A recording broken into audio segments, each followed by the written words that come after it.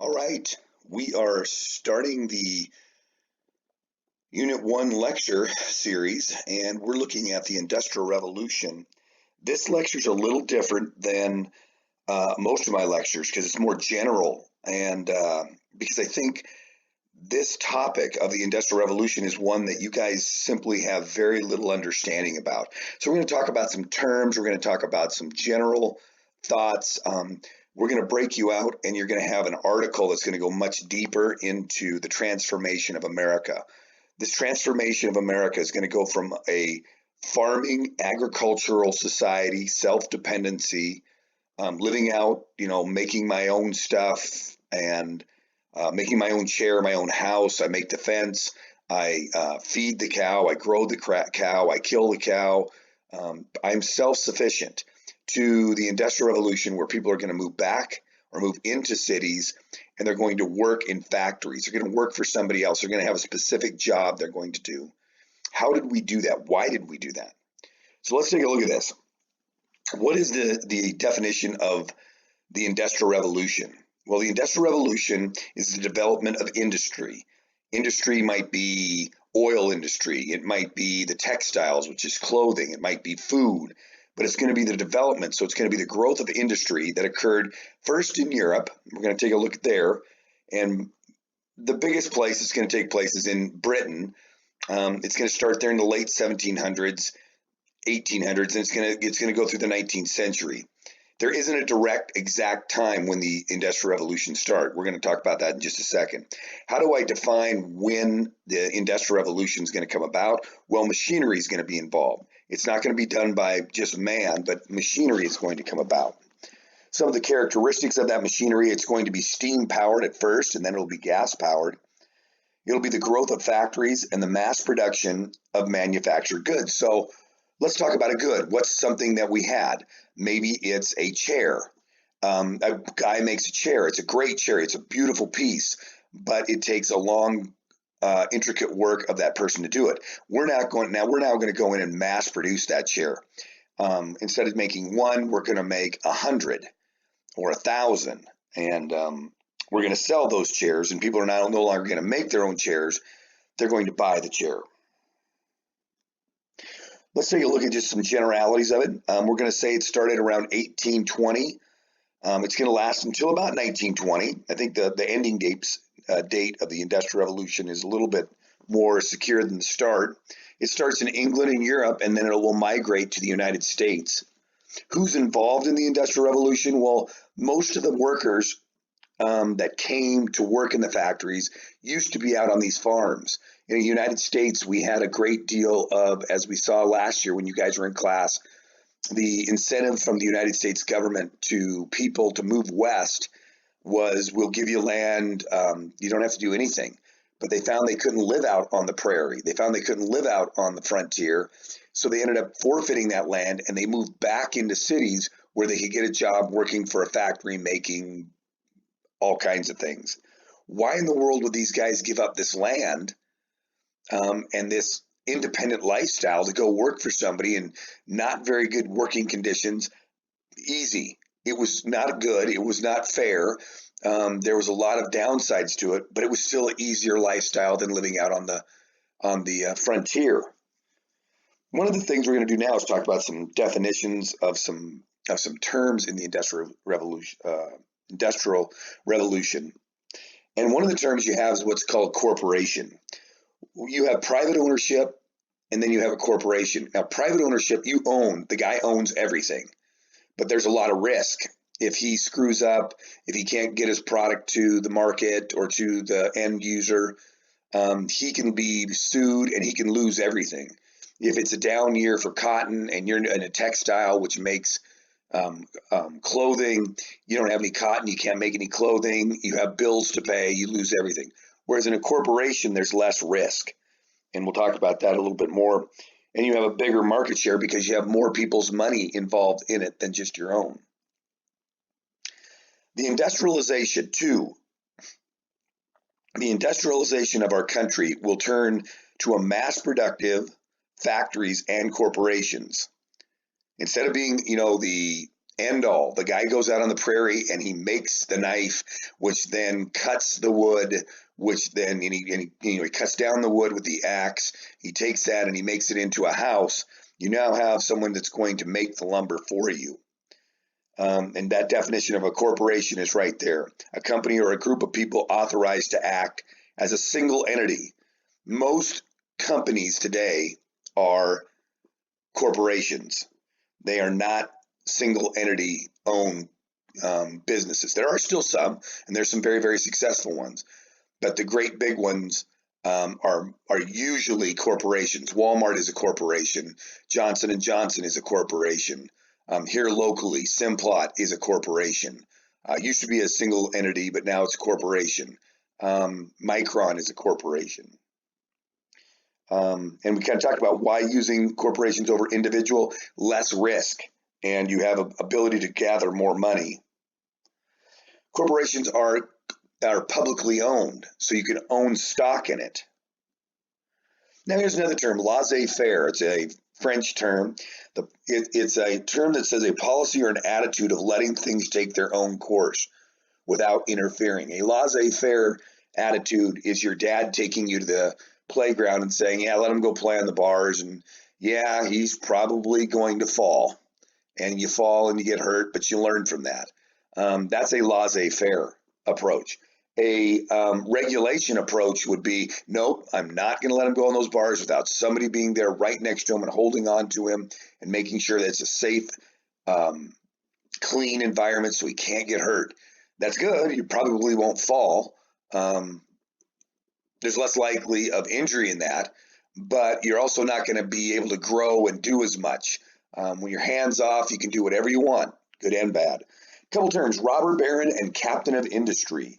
What is a robber baron? A robber baron is someone who was an American capitalist who took things to their advantage. They ruthlessly acquired their fortune. Maybe it's in oil, maybe it's in chocolate, maybe it's in the telephone. Today you'd say Bezos in Amazon. Is he a robber baron where he manipulates the market, he controls the market share, and he shuts other people out, and he has a monopoly, and he pays his employees poorly? Is that Walmart? Well, you can make an argument for it. And because of that, he becomes very, very rich. Or is he a captain of industry? And a captain of industry is a wealthy American capitalist who uses wealth to improve the lives of employees and his community. Bezos makes my life a lot easier. I ordered 2 things from Prime yesterday. I like that. It makes my life a lot easier. He has good products. Walmart has products, detergent soap, cheaper than other places. It makes I can afford it. He employs a ton of people. Without that, they don't have jobs. They may not be being paid as much as other places, but they're still getting paid and having a lifestyle. So which one is Walmart? Which one is Amazon? Which one is Rockefeller or Andrew Carnegie? It's probably a little bit of both. The next one is a term of philanthropy, and that's the desire to promote the welfare of others. A lot of these early capitalists, Rockefeller, Carnegie, Morgan, will, in the end of their life, just like today, Warren Buffett and the guy that owns Micron, and I'm drawing, not Micron, Microsoft. Oh, goodness gracious, how the heck can I forget him? A little guy with the glasses. Anyway, I'm forgetting his name. Those guys are going to donate 90% of their money back to helping people. Warren Buffett wants to have clean drinking water in the world. He's going to donate all of his money, his billions of dollars, to trying to do that. Andrew Carnegie built halls. Andrew Carnegie would be absolutely opposed to giving money to a guy in the street corner because all you're doing is enabling his habit, according to him. But if you made schools and taught him how to read and write and to do better, then he has an opportunity to get better. If he doesn't get better, then Carnegie's attitude would say, let him die. An industrialist is a person involved in the ownership and management of an industry. So that's someone who's working within the Industrial Revolution. So that's a guy that owns a factory. What is a monopoly? A A monopoly is I have the exclusive possession, or I have complete control of an entire industry or a commodity. If I have a monopoly, if I can control all of the cell phones, if Verizon is the only one that provides a service for my cell phone, they would have a monopoly. And monopolies usually make it where they can become very, very wealthy and they can crush any competitor. We'll talk about that more later. Next, one of our terms that we have coming through is called labor unions. Labor unions are an organized group of people, often they're the workers, that are in a trade or a profession. So we have our profession, the teachers have a union. Trade unions are things like steel or skilled worker unions, or I mean, there's been all kinds of unions out there, but steel mill workers, engineers have unions, and they're usually designed to protect the rights and interests of the workers. I'm going to say this about 375,000 times. Labor unions are very, very ineffective in the United States from 1860, 1850, when they first come about, until about 1930. And that's when they're going to finally get a few of their things. But we're a laissez-faire approach. We do not. The government takes hands off, and they say the owners can basically do whatever they want, and our economy will grow. It will grow just out of this world from 1860 until 1920. Our first government, the government that when we came out of the acquisition of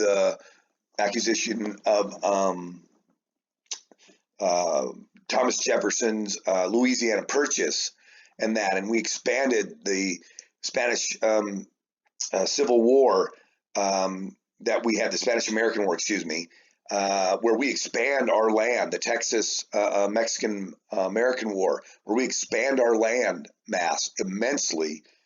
Our government said, hey, we got to get people to move out there, and then we got to get people to prosper, and we got to grow as an economy. And they had a laissez-faire approach. Is that still true today? Well, yes and no. It goes back and forth. President Trump says, I'm going to free people up to be able to work and to have more earnings. So we quit having all this regulation on business. We're going to take some of that regulation away. When you take the regulation away, businesses are going to take off and they're probably going to flourish. But when the cat's away, the mice will play. And then oftentimes you'll have the worker exploited when you don't have regulations. So is regulation of business a good thing or a bad thing? Regulation of business would not begin in the United States until the 20th century. You're not going to really see much business. You're going to have 5 and 8-year-old kids working in factories.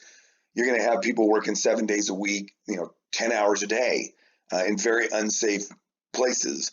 You're going to have businesses pour out toxic chemicals all throughout the country.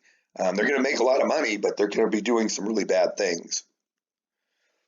Industrialism attracted rural Americans. And again, we talked about this. The country in the 1800s, 1900s was primarily, we were an agricultural country. Most of the world was. You lived out on farms. You were self-sufficient.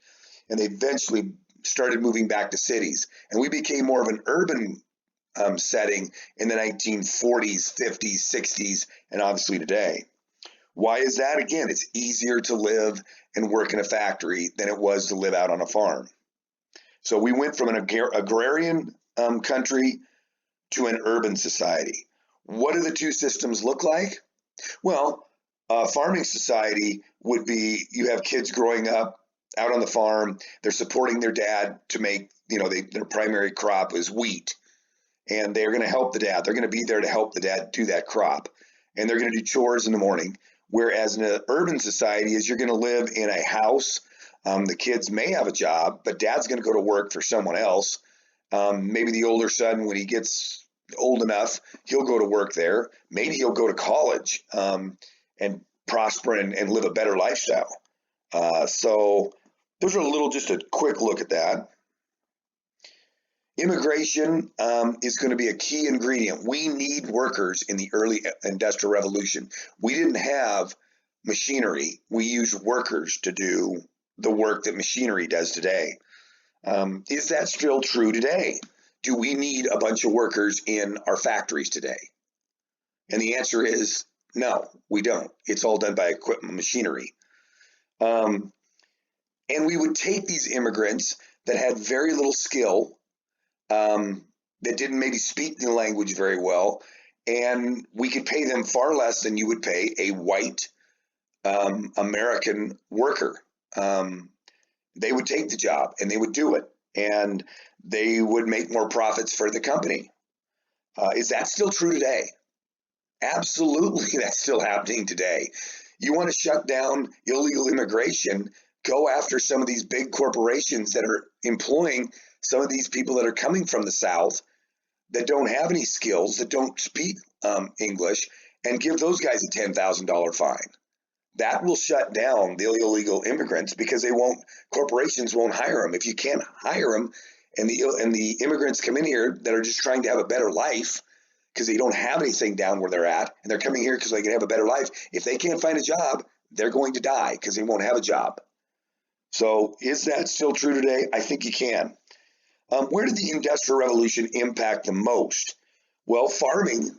With the invention of the cotton gin, you're going to have textiles. And textiles are going to make what you're wearing right now, a cotton shirt, cotton pants, socks. It's going to wove products together. So today, the textile industry is gigantic. All of us are wearing clothes. Next one, railroad. We now can have freezer cars. So within the farming cattle industry, you could take cattle, kill it, massacre them out on the range, and then you bring it to Chicago, or you bring it to an urban setting where they can have the people eat. Next, you'd have gas-fed engines instead of steam-fed engines.